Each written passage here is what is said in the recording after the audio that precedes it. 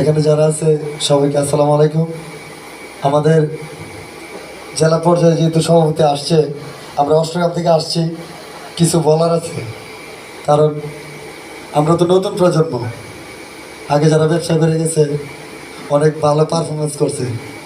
এখন দেখা যাচ্ছে আমাদের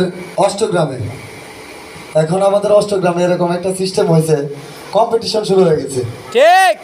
আগে যেহেতু কমিটি ছিল, আর এখন আগের যে কমিটি ছিল, বর্তমানে কমিটির কার্যকলাপ একদম বন্ধ।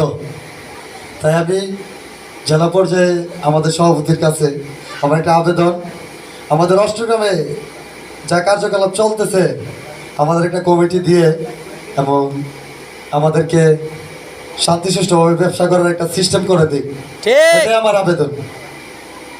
আর আমার শামীম কাকা আসছে, আমাদের অষ্টগ্রামের সেক্রেটারি সাহেব, উনিও আছে।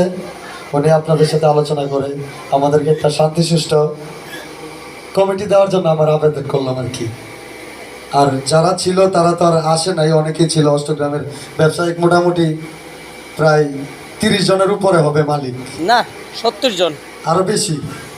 তো কেউ আসে না, আমরা মাত্র 10-12 জন আসছি।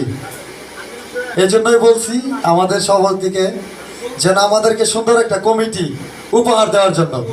সবাইকে ধন্যবাদ জানিয়ে আমি এখানে বক্তব্য শেষ করছি। আসসালামু আলাইকুম।